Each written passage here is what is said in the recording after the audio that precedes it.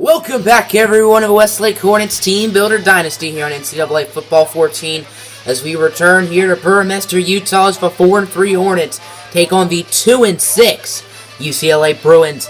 As you can see, the Hornets are now ranked as their last game was 2 weeks ago against the Utah Utes, and what a football game that was as Westlake won in triple overtime by a score of 69-66. They had a bye week last week, and after their bye week, they hopped into the rankings at number 24. They were ranked for a little bit last year, so this is their second time in school history that they are in the top 25.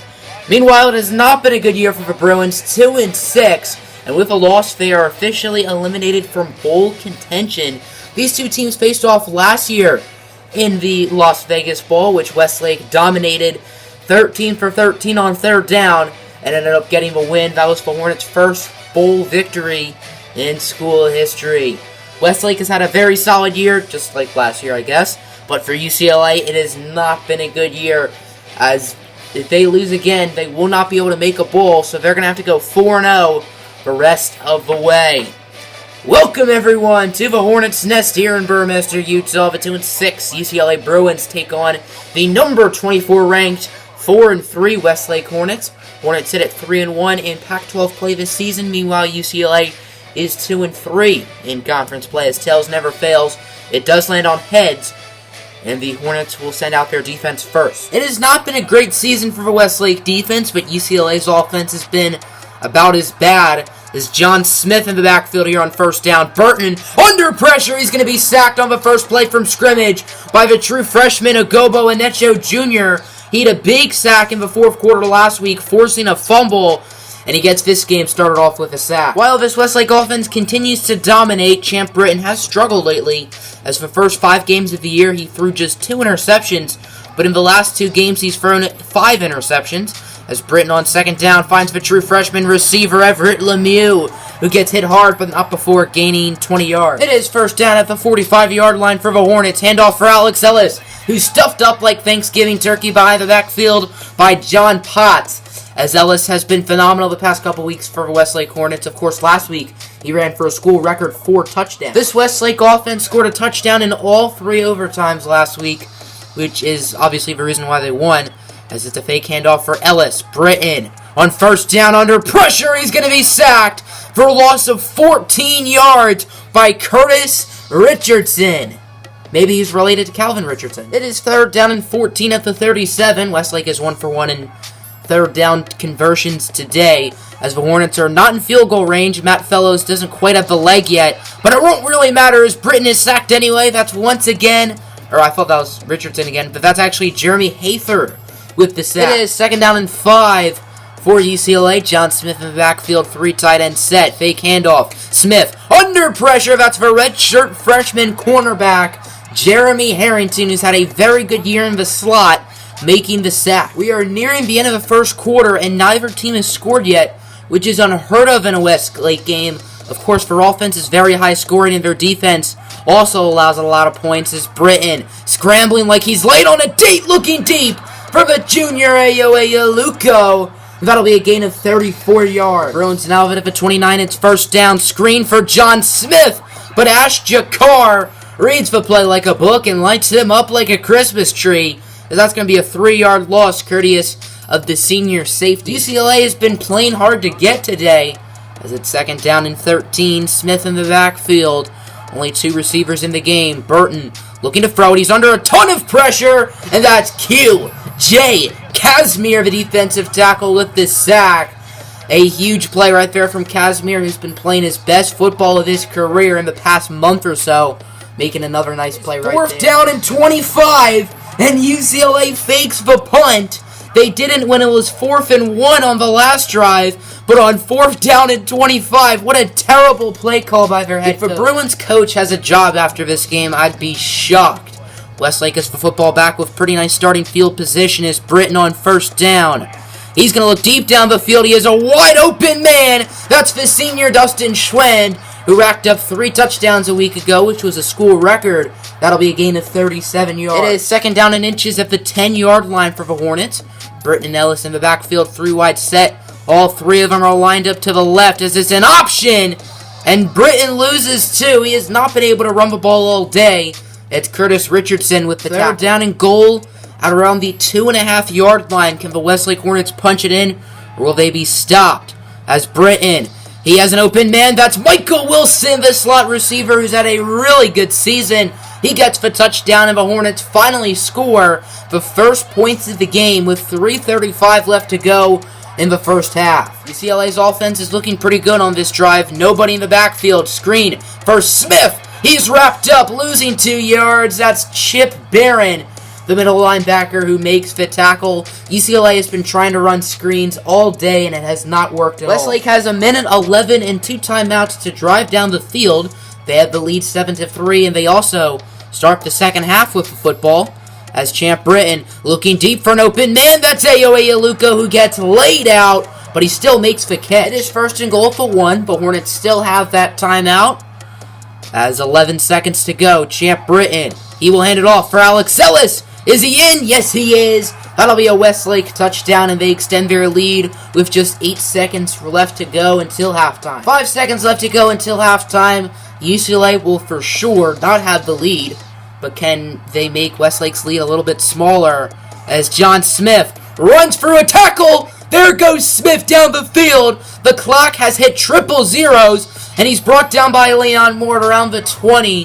What could have been if there was more time on the clock. That's how your first half ends. Westlake leads at 14-3, and they start the second half off with the football. First half in the books, Westlake leads at 14-3, as it was a very efficient first half for Champ Britton, 10 for 12 with a touchdown, no interceptions. But he did not run the ball well, and it's not really his fault as he's had no blockers. That's Adam Gaver with the tackle. 4th down and 8. Here's the senior Kevin McKinney on to punt it, but it's a fake.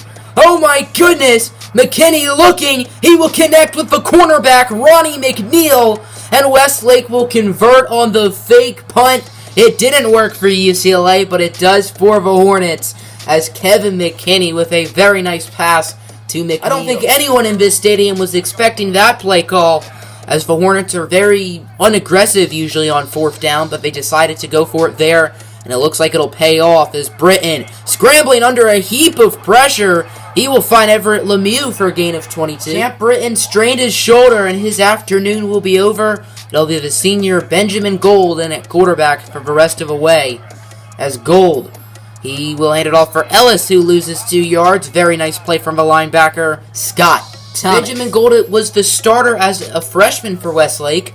Now as a senior, he's been the backup for 3 years.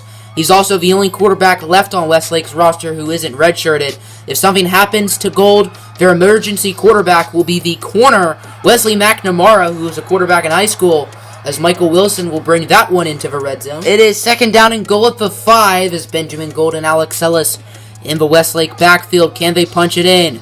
Gold looking, connects with Dustin Schwen for the Westlake touchdown.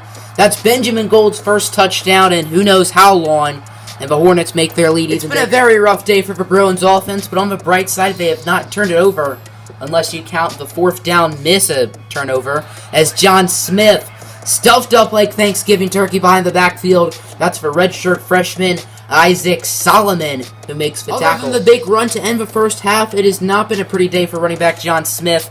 And that's not his fault, as his offensive line has not been kind, as the quarterback loses the football. That's Brock Rivera with the sack, but UCLA's left tackle is able to recover. UCLA is a woeful 1 for 5 on 3rd down today.